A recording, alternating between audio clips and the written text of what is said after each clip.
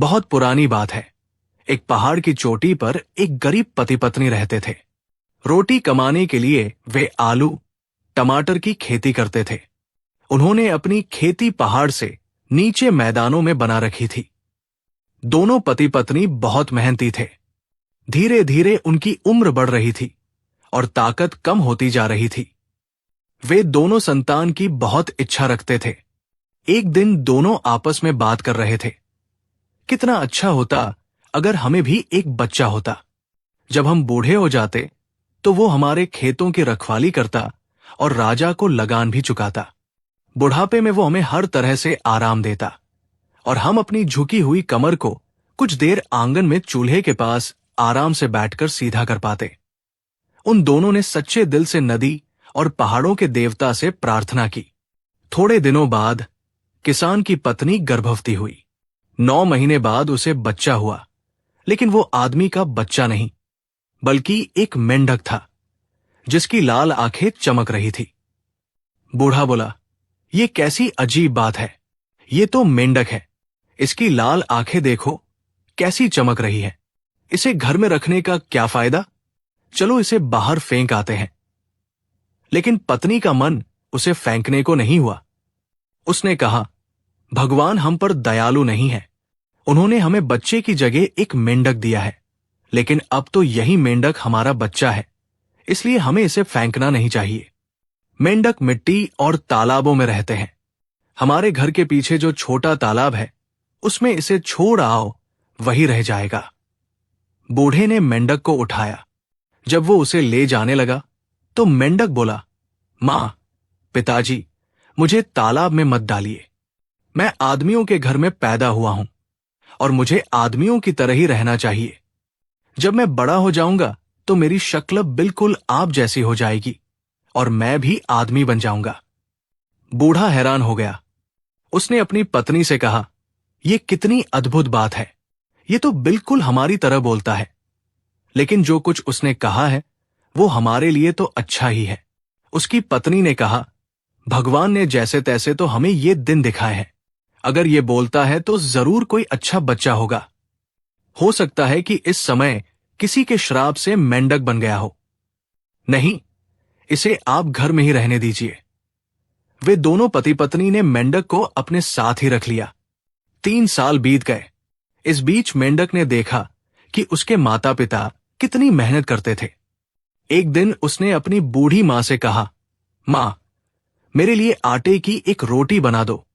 मैं कल राजा के पास जाऊंगा और उसके सुंदर महल में जाकर उससे मिलूंगा। उसकी 3 सुंदर बेटियां हैं। उससे कहूंगा कि वो अपनी एक बेटी की शादी मुझसे कर दे। मैं उन तीनों में से उससे शादी करूंगा जो सबसे ज्यादा दयावान हो और तुम्हारे काम में सबसे ज्यादा मदद कर सके। बेटे, ऐसी मजाक की बात मत किया करो। मां ने कहा, क्या तुम समझते हो कि तुम्हारे जैसे छोटे और भद्दे जानवर के साथ कोई अच्छा आदमी अपनी सुंदर सी बेटी का हाथ देगा? तुम जैसों को तो कोई भी पैर से दबाकर कुचल देगा। मां, तुम रोटी तो बनाओ। मेंढक ने कहा, तुम देखती रहना, मैं तुम्हारे लिए एक बहू जरूर लाऊंगा। बूढ़ी औरत आखिर राजी हो गई। ठीक है, मैं तुम्हारे लिए एक रोटी तो बना दूंगी। उसने मेंढक से कहा, लेकिन इस बात का ध्यान रखना कि उसके महल की काम करने वाली नौकरानी तुम्हें भूत प्रेत समझकर तुम्हारे ऊपर राख न डाल दे। मां, तुम बेफिक्र रहो, मेंढक ने जवाब दिया। उनकी तो अच्छे लोगों पर भी ये हिम्मत नहीं। अगले दिन बूढ़ी औरत ने एक बड़ी सी रोटी बना दी और उसे एक थैले में रख दिया। मेंढक ने थैला अपने कंधे पर लटकाया और कूदता हुआ घाटी के किनारे बसे राजा के महल की ओर चल दिया। जब वो महल के दरवाजे के पास पहुंचा तो उसने दरवाजा खटखटाया। महाराज, महाराज, दरवाजा खोलो। राजा ने किसी को दरवाजा खटखटाते सुना और अपने नौकर को बाहर देखने भेजा। नौकर हैरान होकर लौटा। उसने कहा, महाराज, बड़ी अजीब सी बात है। एक छोटा सा मेंढक दरवाजे पर खड़ा आपको पुकार रहा है। राजा के मंत्री ने कहा, महाराज, ये जरूर कोई भूत प्रेत है, इस पर राख डलवा दीजिए। राजा राजी नहीं हुआ। उसने कहा, नहीं, रुको, ये जरूरी नहीं कि वह कोई भूत प्रेत ही हो। मेंढक पानी में रहते हैं। हो सकता है कि वो जल देवता के महल से कोई संदेशा लेकर आया हो। जिस तरह देवताओं का स्वागत किया जाता है, उसी तरह इसका करो। पहले उस पर दूध छिड़क दो। इसके बाद मैं खुद देखूंगा कि वो कौन है और मेरे राज्य में किस लिए आया है। उसके नौकरों ने ऐसा ही किया। मेंढक का उसी तरह सम्मान किया गया जैसे देवताओं का किया जाता है। उन्होंने उस पर दूध छिड़का और कुछ दूध हवा में भी उड़ाया। उसके बाद राजा खुद दरवाजे पर आ गया और उसने पूछा, मेंढक देवता, क्या तुम जल देवता के महल से आ रहे हो? हम तुम्हारी क्या सेवा कर सकते हैं? मैं जल देवता के महल से नहीं आ रहा हूं। मेंढक ने जवाब दिया, मैं तो अपनी ही इच्छा से आपके पास आया हूं। आपकी सब लड़कियां शादी के लायक हैं। मैं उनमें से एक से शादी करना चाहता हूं। मैं आपका दामाद बनने आया हूं। आप मुझे उनमें से किसी एक का हाथ दे दीजिए। राजा और उसके सब नौकर मेंढक की इस बात को सुनकर बहुत डर गए। राजा बोला, तुम कैसी बेतुकी बातें कर रहे हो? आईने में जरा अपनी शक्ल तो देखो, कितने भद्दे और बदसूरत हो। कितने ही बड़े बड़े महाराजाओं ने मेरी बेटियों से शादी करना चाहा, लेकिन मैंने सबको मना कर दिया। फिर मैं कैसे एक मेंढक को अपनी बेटी ब्याह दूं? जाओ, बेकार की बातें मत करो। मेंढक बोला, इसका मतलब यह है कि आप मुझसे अपनी बेटी की शादी नहीं करेंगे? कोई बात नहीं, अगर आप मेरी बात इस तरह नहीं मानेंगे तो मैं हंसना शुरू कर दूंगा। राजा मेंढक की बात सुनकर गुस्से से लाल हो गया। उसने पैर पटक कर कहा, मेंढक के बच्चे, तेरा दिमाग खराब हो गया है? अगर हंसना ही है तो बाहर निकल जा और जी भरकर हंस।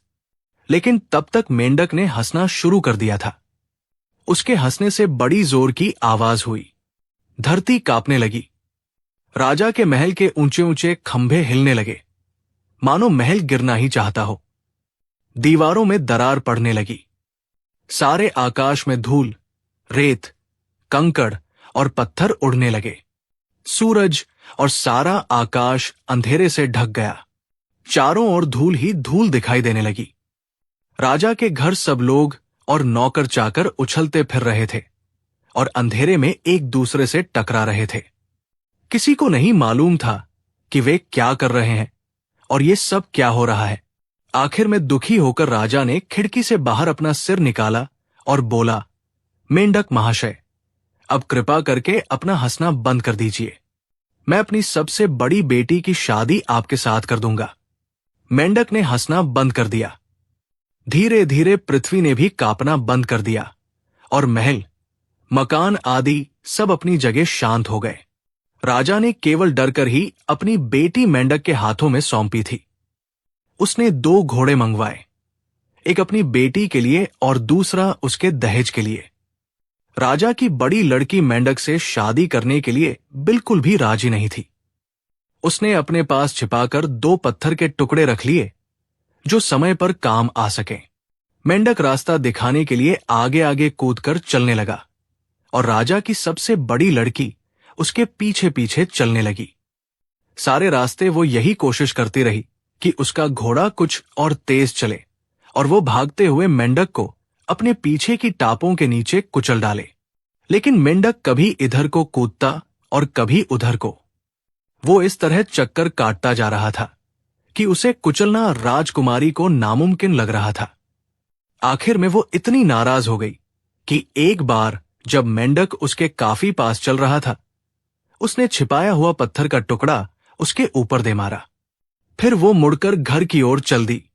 वो कुछ ही दूर लौटी होगी कि मेंढक ने उसे पुकारा, राजकुमारी, रुको, मैं तुमसे कुछ कहना चाहता हूं। उसने पीछे घूमकर देखा कि मेंढक तो जिंदा खड़ा है। वो समझ रही थी कि मेंढक उसके पत्थर के नीचे कुचल गया होगा। वो हैरान रह गई और उसने घोड़े की लगाम खींच ली। मेंढक उससे बोला, देखो, हमारे भाग्य में पति पत्नी होना नहीं लिखा है। अब तुम घर लौट जाओ, क्योंकि इसी में तुम्हारी खुशी है। और उसने घोड़े की लगाम पकड़ ली और राजकुमारी को घर वापस ले चला। जब दोनों राजा के महल के पास पहुंचे तो मेंढक ने राजकुमारी को छोड़ दिया और राजा के पास जाकर बोला, महाराज, हम दोनों की आपस में बिल्कुल भी नहीं बनती, इसलिए मैं इसे वापस छोड़ने आया हूं। आप मुझे अपनी दूसरी बेटी दे दीजिए, जो मेरे साथ जाने को तैयार हो। तुम कितने बदतमीज हो, जरा अपनी हैसियत का तो ख्याल करो, राजा ने गुस्से से चिल्लाकर कहा। तुम मेरी बेटी को वापस लाए हो, इसलिए मैं तुम्हें अपनी दूसरी बेटी कभी नहीं दूंगा। जानते हो, मैं राजा हूं। क्या मजाक है? तुम इस तरह मेरी बेटियों में से हर एक को देखना चाहते हो? राजा ये कहते कहते गुस्से से कांपने लगा। इसका मतलब यह है कि आप राजी नहीं हैं? मेंढक ने कहा, अच्छी बात है, तो मैं चिल्लाना शुरू कर दूंगा। राजा ने सोचा कि अगर वो चिल्लाता है तो कोई हर्ज नहीं, बस उसका हंसना ही खतरनाक है। उसने चिढ़ाते हुए कहा, जी भरकर चिल्लाओ, तुम्हारी जरा सी धमकियों से मैं नहीं डरने वाला। और मेंढक ने चिल्लाना शुरू कर दिया। उसकी आवाज इतनी तेज थी मानो रात के समय बड़ी जोर से बिजली कड़क रही हो। चारों ओर बिजली की कड़कड़ाहट ही सुनाई दे रही थी और पहाड़ों से नदियों में इतना ज्यादा पानी आने लगा कि कुछ ही पलों में सब नदियों में बाढ़ आ गई। धीरे धीरे सारी जमीन पानी के बहाव में घिरने लगी और पानी चढ़ता चढ़ता राजा के महल तक आ पहुंचा। राजा ने अपनी गर्दन खिड़की से बाहर निकाली और चिल्लाकर कहा, मेंढक महाशय, चिल्लाना बंद कीजिए, नहीं तो हम सब मारे जाएंगे। मैं तुम्हारे साथ अपनी दूसरी बेटी की शादी कर दूंगा। मेंढक ने तुरंत ही चिल्लाना बंद कर दिया और धीरे धीरे पानी नीचे बैठने लगा। राजा ने फिर अपने नौकरों को आदेश दिया कि 2 घोड़े अस्तबल से निकाल कर लाओ, एक राजकुमारी के लिए और दूसरा उसके दहेज के सामान के लिए। इसके बाद उसने अपनी दूसरी बेटी को आज्ञा दी कि मेंढक के साथ चली जाए। राजा की दूसरी बेटी मेंढक के साथ जाने को राजी नहीं थी। उसने भी घोड़े पर चढ़ते समय एक बड़ा सा पत्थर अपने पास छिपाकर रख लिया। रास्ते में उसने भी अपने घोड़े के पैरों के नीचे मेंढक को कुचलने की कोशिश की और एक बार वो पत्थर उसके ऊपर फेंककर वो भी बड़ी राजकुमारी की तरह वापस लौटने लगी। लेकिन उसे भी वापस बुलाकर मेंढक ने कहा, राजकुमारी, हम दोनों के भाग्य में एक साथ रहना नहीं लिखा है, तुम घर वापस जा सकती हो। ये कहकर उसके घोड़े की लगाम हाथ में लेकर वो चल दिया। मेंढक ने राजा के हाथ में उसकी मझली बेटी का हाथ पकड़ा दिया और बोला कि अपनी सबसे छोटी बेटी की शादी मुझसे कर दो। इस बार तो राजा के गुस्से का ठिकाना ही न रहा। उसने कहा, तुमने मेरी सबसे बड़ी लड़की को लौटा दिया और मैंने तुम पर दया करके अपनी मझली बेटी दे दी। अब तुमने उसे भी लौटा दिया और मेरी सबसे छोटी लड़की के साथ शादी करना चाहते हो। तुम बहुत बेहुदे हो। कोई भी राजा तुम्हारी इस बदतमीजी को बर्दाश्त नहीं कर सकता। तुम कानून के खिलाफ चल रहे हो। उसके गले में आखिरी शब्द अटक गए। एक छोटे से मेंढक ने उसे इस तरह नचा रखा था कि वो बहुत ज्यादा परेशान हो रहा था। मेंढक ने शांति से जवाब दिया, महाराज, आप इतना नाराज क्यों होते हैं? आपकी दोनों बेटियां मेरे साथ शादी करने के लिए राजी नहीं थी, इसलिए मैं उन्हें वापस ले आया। लेकिन आपकी तीसरी बेटी मुझसे शादी करना चाहती है, फिर आप क्यों नहीं राजी हो रहे? नहीं, कभी नहीं, राजा घृणा से चिल्लाया। कौन कहता है वो कभी राजी नहीं हो सकती? इस दुनिया में कोई भी लड़की एक मेंढक से शादी करने के लिए राजी नहीं हो सकती। मैं तुमसे आखिरी बार कह रहा हूं कि अब तुम अपनी राह देखो।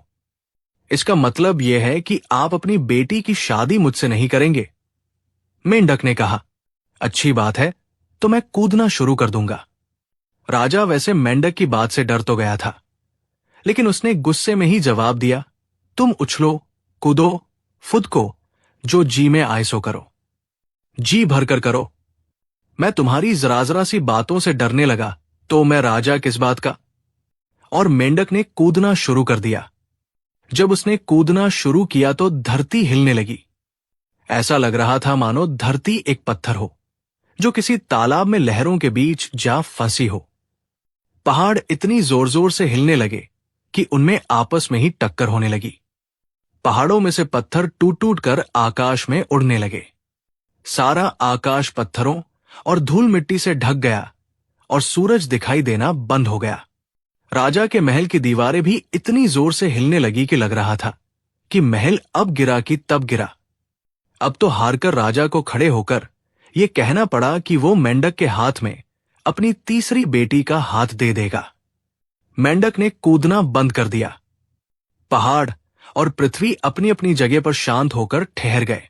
राजा की तीसरी बेटी अपनी अन्य बहनों की तरह नहीं थी। उसके दिल में दया बहुत थी।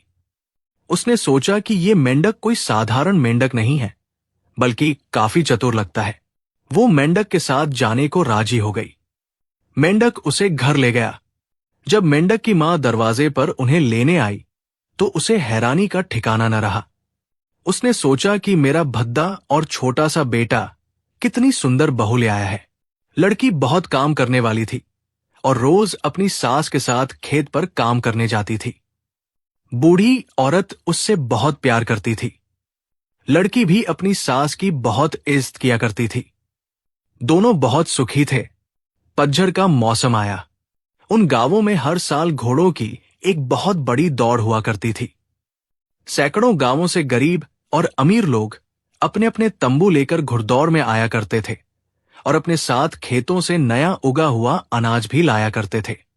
देवताओं को मानने के लिए वे लोग उन छोटे छोटे पौधों को आग में जलाया करते थे और नाचते गाते शराब पीते हुए घोड़ों की दौड़ किया करते थे। आमतौर पर वहां लड़के लड़कियां अपने प्रेमी प्रेमिका ढूंढने आया करते थे।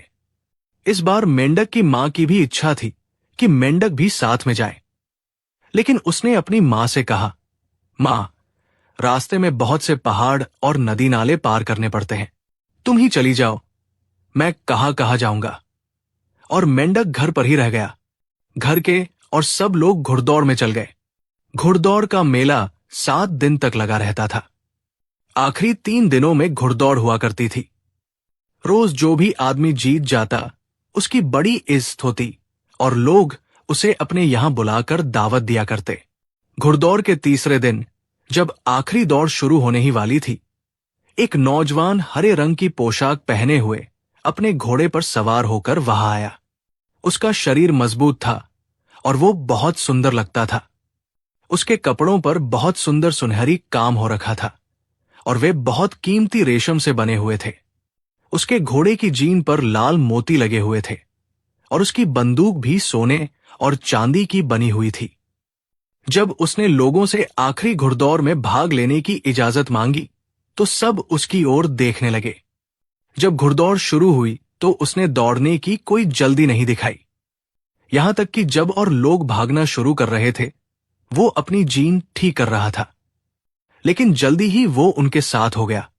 घुड़दौड़ के बीच में भी जिस समय अन्य सब दौड़ने वाले नौजवान एक दूसरे से आगे निकलने की कोशिश कर रहे थे, वो आराम से चल रहा था और दौड़ के बीच में ही उसने अपने सिर के ऊपर उड़ते हुए 3 कबूतरों का अपनी बंदूक से शिकार किया।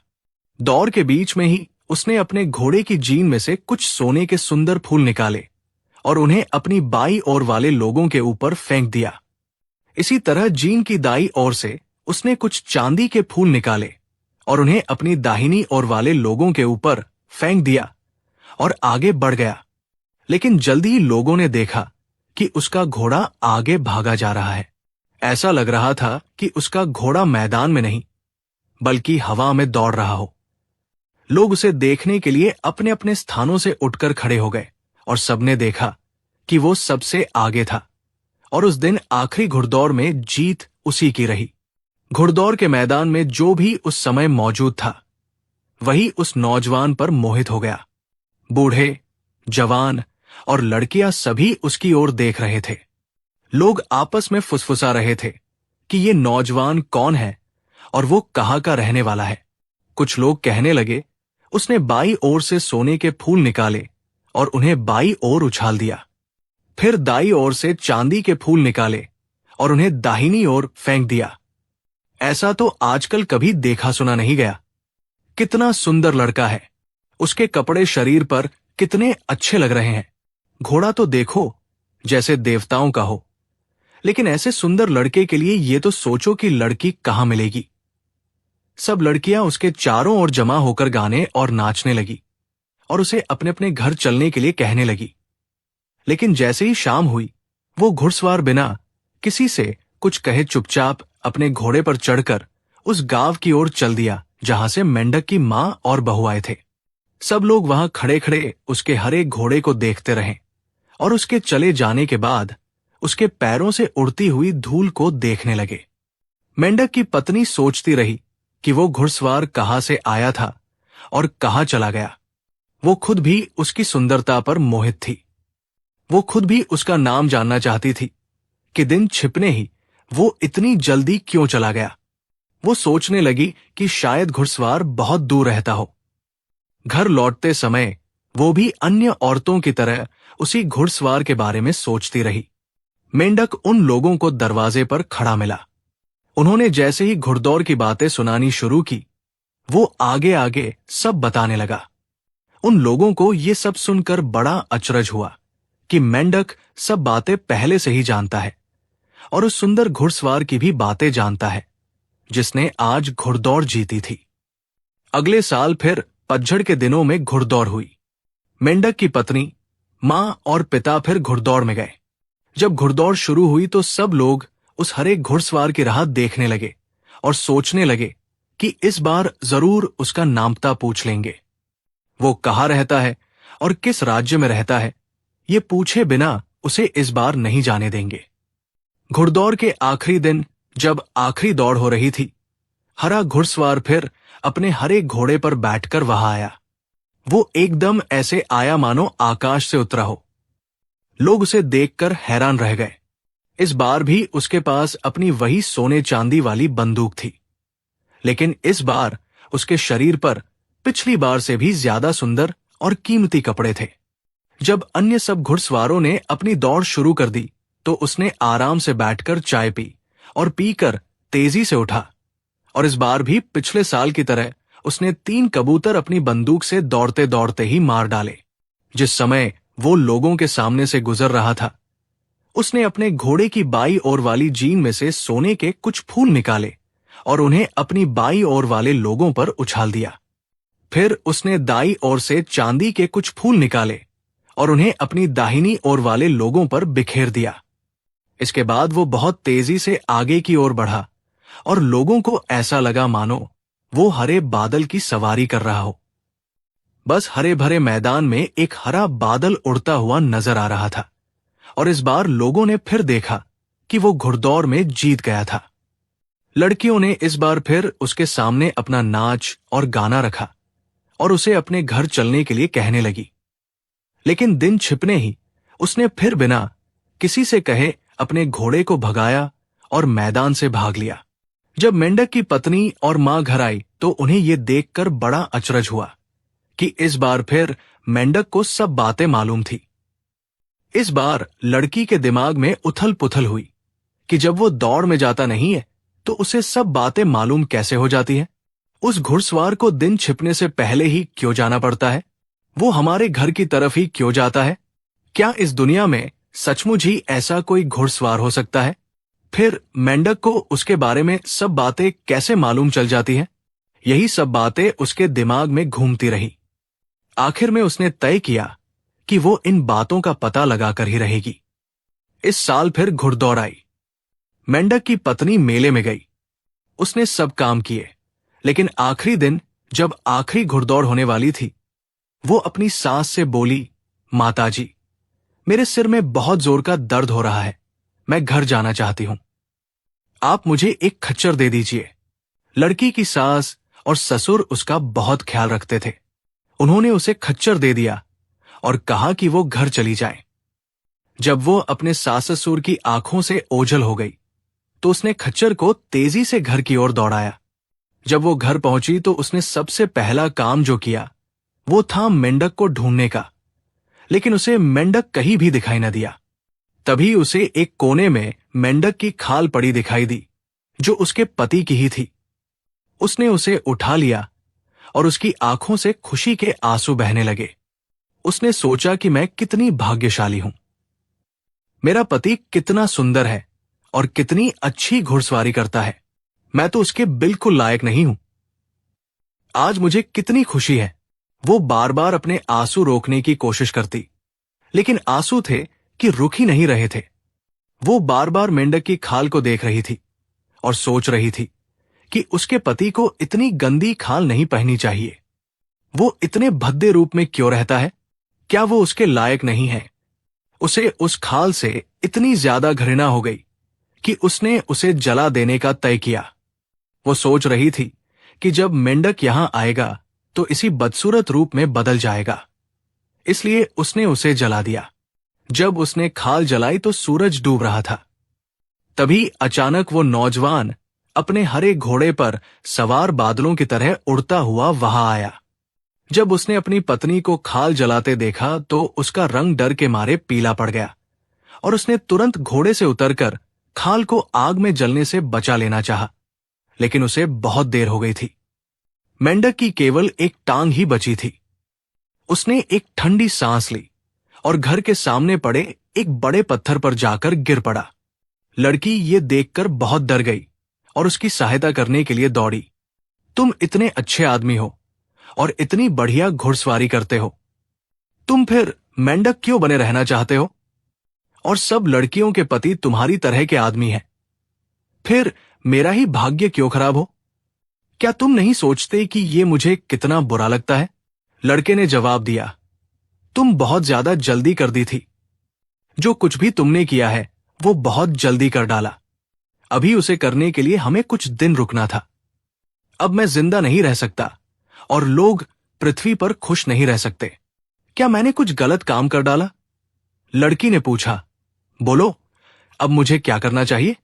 इसमें तुम्हारी गलती नहीं है, मेरा ही दोष है। मैं बहुत ज्यादा लापरवाह हो गया था। यही वजह थी कि मैं घुड़दौड़ में जा पहुंचा। मैं लोगों को अपनी ताकत दिखाना चाहता था, लेकिन अब न तो हम लोग और न ही दुनिया के लोग सुखी रह सकते हैं। मैं कोई साधारण आदमी नहीं हूं, बल्कि धरती माता का बेटा हूं। अगर मैं और ज्यादा मजबूत हो गया होता तो मैं लोगों की मदद करने के लिए खड़ा हो सकता था। मैं ऐसी दुनिया के सपने देखा करता था जिसमें अमीर लोग गरीबों का खून चूसना बंद कर दें और जिसमें अफसर लोग अपने से नीचे के आदमियों को दबाया ना करें। मैं चाहता हूं कि सब लोगों के पास राजधानी में जाने के लिए साधन हो और सब लोग आपस में मिलजुल कर अपनी भेड़ों और बकरियों का व्यापार कर सकें। लेकिन अभी मैं इतना बड़ा नहीं हुआ था और मेरी ताकतें भी अभी बहुत कम थी। अभी तक मुझ में इतनी ताकत नहीं पैदा हुई थी कि मैं रात की ठंड को बिना अपनी मेंढक की खाल के सह सकूं। इसलिए दिन निकलते ही मैं मर जाऊंगा। जब मैं धीरे धीरे इतना बड़ा हो जाता कि लोगों की इतनी सेवा कर सकता तो मेरे शरीर पर इतनी ताकत पैदा हो जाती कि मैं बिना मेंढक की खाल के रह सकता था।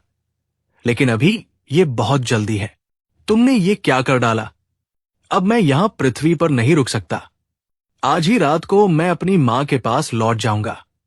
जब लड़की ने ये सुना तो उसकी आंखों से आंसू बहने लगे।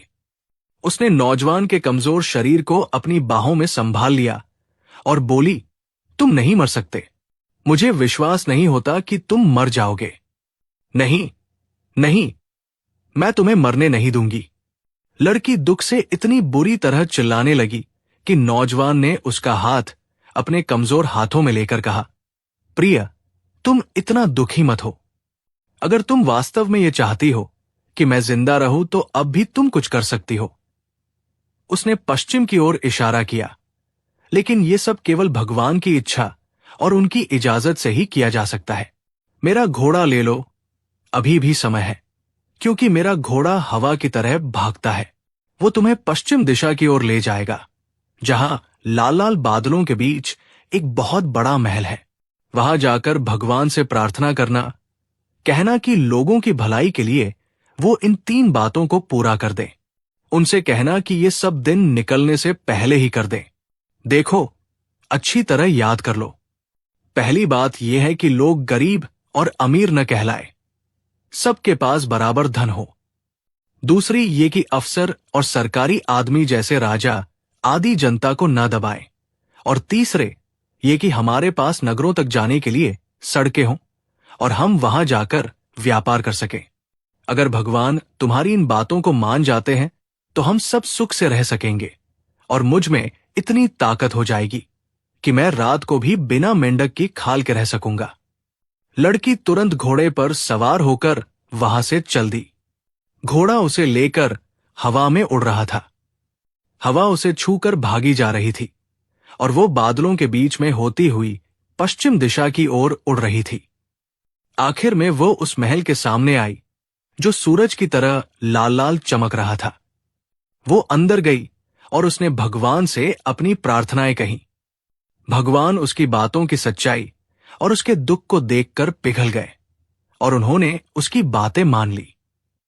भगवान उससे बोले, तुम्हारी बातों में सच्चाई है, इसलिए मैं तुम्हारी सब बातें मान लूंगा, लेकिन दिन निकलने से पहले तुम्हें जाकर ये खबर सब घरों में पहुंचा देनी होगी। तुम्हारी प्रार्थनाएं तभी पूरी हो सकेंगी यदि सब लोग इस बात को दिन निकलने से पहले सुन ले। तब यहां इतनी ज्यादा ठंड पड़नी बंद हो जाएगी और तुम्हारा पति रात को भी बिना मेंढक की खाल के रह सकेगा। लड़की खुशी के मारे फूली नहीं समा रही थी। उसने भगवान को धन्यवाद दिया और अपने घोड़े पर चढ़कर घर की ओर चल दी, जिससे दिन निकलने से पहले ही वो इस समाचार को घर घर फैला सके। लेकिन जब वो घाटी में घुसी तो उसका राजा पिता किले के दरवाजे पर खड़ा हुआ था। जब उसने अपनी बेटी को आते देखा तो वो बोला, क्यों बेटी, तुम इतनी देर गए यहां क्यों आए हो? उसने कहा, पिताजी, भगवान ने मुझे एक बहुत ही आश्चर्यजनक वरदान दिया है। अब मैं उसे सबको बताने जा रही हूं। जल्दी कहाँ की है? राजा बोला, जरा मुझे तो बताओ भगवान ने तुम्हें क्या क्या वरदान दिए हैं। पिताजी, मैं 1 मिनट के लिए भी नहीं रुक सकती। मेरे पास इतना समय नहीं है। मैं आपको फिर बता दूंगी। लड़की बोली, ये नहीं हो सकता। मैं राजा हूं और तुम्हें सबसे पहले मुझे ही बताना पड़ेगा। और उसने आगे बढ़कर घोड़े की लगाम पकड़ ली। लड़की जानती थी कि उसका पिता इस तरह नहीं मानेगा, लेकिन वो उससे जल्द छुटकारा पाना चाहती थी, इसलिए उसने सब कुछ सच सच बता दिया। वो बोली, भगवान ने मुझसे 3 वादे किए हैं। पहला तो ये कि गरीब और अमीर में कोई भेद नहीं रहेगा। राजा ने अपना सिर खुजलाया। वो बोला, अगर गरीब और अमीर में कोई भेद नहीं रहेगा तो मेरी इज्जत कौन करेगा और तुम्हारी बहनों के लिए दहेज का पैसा कहां से आएगा? ये कहकर उसने घोड़े की लगाम को और भी कसकर पकड़ लिया। दूसरी बात यह है कि सरकारी अफसर आम जनता को नहीं सताएंगे। ये क्या मूर्खता है? फिर हमारा काम कौन करेगा? हमारी भेड़ बकरी कौन चलाएगा? हमारे खेत कौन जोतेगा? उसने बड़े ही बेमन से कहा और पूछा कि तीसरा वचन क्या है। और तीसरी बात यह है कि यहां से नगरों तक कोई रास्ता बन जाए और हम लोग वहां पर व्यापार कर सकें। पिताजी, जब ये सब बातें हो जाएंगी तो यहां की ठंड बिल्कुल खत्म हो जाएगी और यहां काफी गर्मी पड़ने लगेगी। उसके बाद लेकिन राजा ने बीच में ही टोक कर कहा, ये सब बेकार की बातें हैं। ऐसा कभी नहीं हो सकता। हमारा काम अब बिल्कुल ठीक तरह से चल रहा है।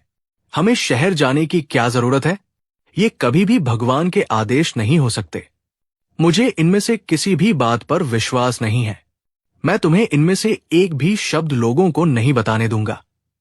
पिताजी, मैं अब यहां एक क्षण भी नहीं ठहर सकती। लड़की ने चिल्लाकर कहा, मुझे आप तुरंत जाने दीजिए। उसने भागने की कोशिश की, लेकिन उसके पिता ने घोड़े की लगाम नहीं छोड़ी। बेचारी लड़की बहुत ज्यादा दुखी हो रही थी और उधर उसका पिता उससे सवाल जवाब करने पर तुला हुआ था। तभी मुर्गा बोला। लड़की तेजी से कूदी और घोड़े को छुड़ाना चाहा, लेकिन राजा अभी भी उसे कसकर पकड़े हुए था। वो जोर से चिल्लाया, क्या तुम्हारा दिमाग खराब हो गया है? क्या तुम चाहती हो कि तुम्हारी बहनों की शादी में मैं दहेज न दूं? क्या तुम अपने पिता की बेइज्जती करना चाहती हो? क्या तुम चाहती हो कि मैं घर का सब काम अपने हाथ से किया करूं? हमारी भेड़ बकरियां कौन चराएगा? हमारे खेत कौन जोतेगा? क्या तुम्हारा दिमाग खराब हो गया है? लड़की की समझ में नहीं आ रहा था कि क्या किया जाए। मुर्गा दूसरी बार फिर बोला और इधर उसका पिता उसे छोड़ने का नाम ही नहीं ले रहा था। आखिर में निराश होकर उसने अपने घोड़े को बड़े जोर से कोड़ा लगाया। घोड़े ने राजा को एक ओर फेंक दिया और हवा से बातें करने लगा। लड़की अभी पहले मकान पर ही पहुंच पाई थी कि मुर्गा तीसरी बार फिर बोला। पौ फटने लगी थी और अब तक कुछ ही घरों में वो अपनी बात कह पाई थी। लड़की का दिल बैठने लगा। पौ फट गई थी और उसका काम अभी आधा भी नहीं हुआ था। अब तो बहुत देर हो गई थी। अब केवल उसके लिए यही रास्ता रह गया था कि वो घर की ओर जल्दी से कदम बढ़ाए। उसने देखा कि उसके ससुर उसके पति के पास खड़े हुए रो रहे हैं और उसकी सास मरे हुए की आत्मा को शांति देने के लिए भगवान से प्रार्थना कर रही है। सब बेकार हो गया था। वो अपने पति के शव पर गिर पड़ी और अपने पिता को कोसती हुई जोर जोर से रोने लगी। इस घुड़सवार नौजवान के शव को वहां से कुछ दूर पर ही एक चट्टान पर दफना दिया गया। रोज शाम को जाकर वो लड़की उसकी कब्र के पास रोती। आखिर में एक दिन वो खुद भी पत्थर में बदल गई। उस दिन के बाद लोगों को उसका रोना सुनाई देना बंद हो गया। आज भी उस कब्र के पास वो पत्थर की लड़की बनी हुई है। बहुत दूर से देखने पर ही आपको मालूम चल जाएगा कि वो कोई लड़की है जिसके बाल बिखरे हुए हैं और वो भगवान से प्रार्थना कर रही है। वो अपने पति की कब्र के पास सदा से इसी प्रकार प्रार्थना करती रही है और सदा इसी प्रकार प्रार्थना करती रहेगी। कहानी को अंत तक सुनने के लिए बहुत धन्यवाद।